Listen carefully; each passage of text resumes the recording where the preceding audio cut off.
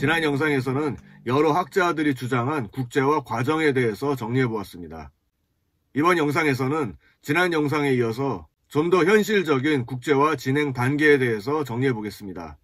그리고 이 국제화 과정에 대한 학습에서 꼭 알아두어야 하는 거래의 내부화에 대해 알아보겠습니다. 경영학 플러스 알파 채널을 지금 구독하시면 경영학 관련 다양한 주제의 강의 영상을 받아보실 수 있습니다.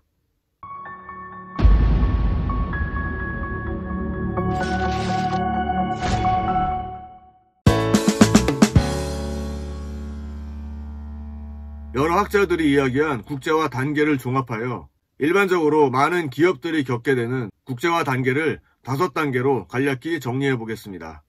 먼저 첫 번째로 내수 지향 단계입니다. 이 단계는 국제화가 진행되기 이전 단계로서 대부분의 생산, 마케팅 활동이 국내에서 국내 시장을 목표로 이루어집니다.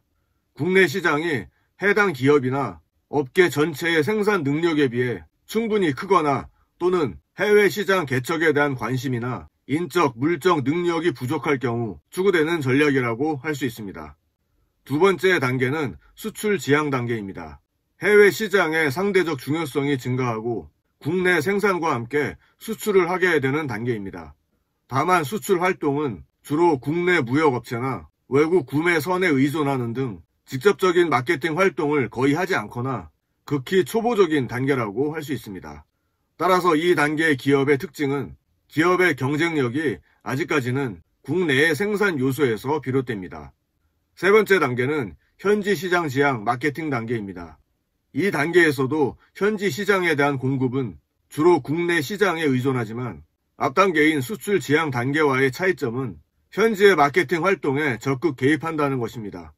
OEM 방식에서 벗어나 자체 브랜드를 개발하여 현지 마케팅 활동을 강화해 나가는 단계입니다. 네 번째 단계는 현지 시장 지향 생산 단계입니다. 이 단계는 현지에서의 마케팅 활동은 물론 현지 시장의 수요 충족을 위해 자체적인 현지 생산 시설까지 갖추는 단계입니다. 현지 생산 시설은 제3국으로의 수출 물량도 생산할 수 있지만 이 단계에서는 현지 시장 공급이 주 목적이 됩니다. 마지막 5번째 단계는 글로벌 시장 지향 단계입니다. 이 단계는 국제화의 최종 단계로서 복수의 생산 입지와 복수의 시장 사이의 유기적인 연계를 주요 특징으로 합니다. 즉 다수의 생산 입지와 다수의 국가 시장을 가지고 가장 저렴한 생산 입지에서 생산하여 가장 높은 가격을 받을 수 있는 시장에서 판매하는 경우입니다.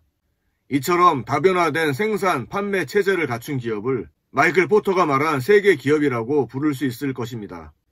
이렇게 각 단계별 국제화 과정이 점진적으로 진행되면서 학습 과정을 통해 지식과 경험을 축적할 수 있게 되고 이를 좀 더 효율적으로 활용하여 다음 단계로 좀 더 성장해 나갈 수 있는 것입니다.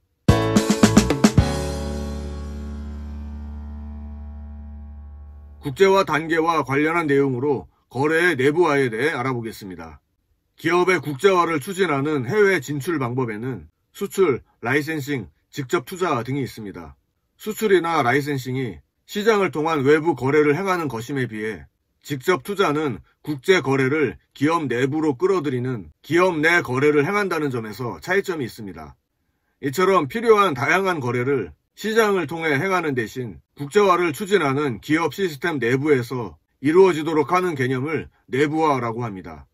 경제학 이론의 하나인 내부화 이론은 왜 기업이 해외 시장 진출 시 라이센싱보다 해외 직접 투자를 선호하는가를 설명합니다. 다국적 기업의 직접 투자란 경제 거래를 내부화하는 과정 내지 내부 시장을 창조하는 과정인 것입니다.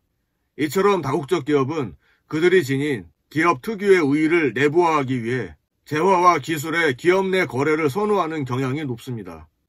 예를 들어 외형적으로는 A국에서 B국으로 재화나 기술이 이동하는 것처럼 보이지만 사실상 A국에 위치한 본사에서 B국에 위치한 해외 자회사로 이동한 것에 불과한 경우가 많습니다. 다국적 기업이 행하는 이러한 내부화로 인해 다음과 같은 기업 내 무역, 이전 가격 조작 등이 발생하게 됩니다. 첫 번째로 기업 내 무역이란 다국적 기업의 본사와 자회사 간 또는 자회사 상호 간에 이루어지는 내부적인 무역을 말합니다. 오늘날 세계 무역의 상당 부분이 이러한 기업 내 무역의 형태로 이루어지고 있습니다.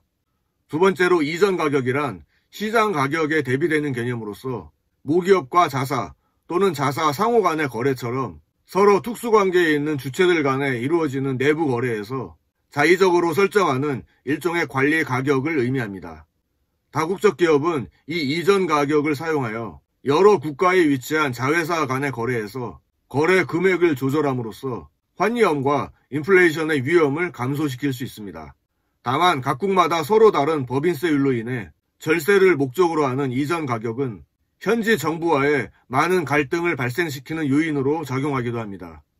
실제로 유럽 시장에서는 스타벅스나 애플, 마이크로소프트 등 많은 다국적 기업들이 해외 이전 가격을 통해 법인세를 거의 내지 않고 있다고 비난을 받은 바 있습니다. 세 번째로 거래 비용의 통제 및 회피입니다. 외부 시장에서의 정상적인 무역은 상당히 많은 거래 비용이 발생합니다.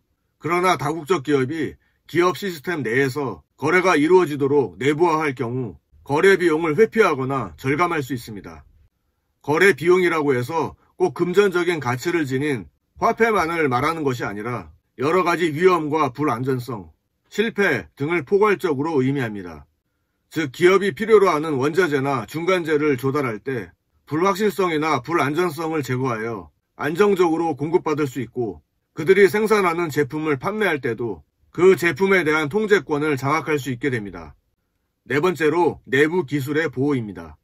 이러한 거래 비용의 회피와 관련해 중요한 하나의 기능은 이러한 내부화를 통해 다국적 기업이 보유하고 있는 독점적 기술의 외부 유출을 방지할 수 있다는 점입니다.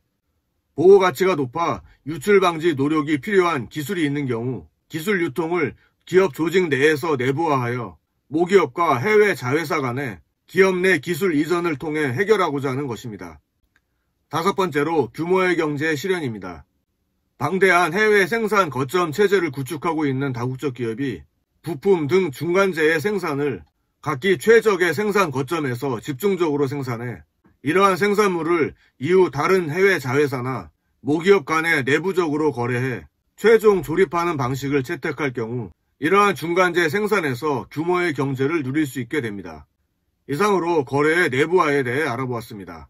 높은 운송비나 무역 장벽으로 인해 수출의 이점이 감소할 때 기업은 해외 시장 진출 전략으로서 해외 직접 투자를 선호하게 됩니다. 기업은 또한 자신의 기술 및 노하우를 보호하고 해외 사업 운영 및 전략에 관한 통제권을 유지하길 원하거나 라이센싱이나 프랜차이징에 부적합한 기업 능력을 가지고 있을 때 라이센싱보다 해외 직접 투자를 선택하게 됩니다. 이러한 내부와 동기에 의한 직접 투자는 원자재의 원활한 공급을 위해서도 활발하게 이루어지고 있습니다. 이번 영상에서는 지난 영상에 이어서 국제화 단계에 대해 정리해보았고 다국적 기업을 이해하기 위해 필수적인 주제인 거래의 내부화에 대해 알아보았습니다. 계속해서 다국적 기업과 국제경영 관련 주제 그리고 그 밖에 다양한 경영학 관련 주제 강의 영상을 받아보실 분은 지금 구독해 주시기 바랍니다.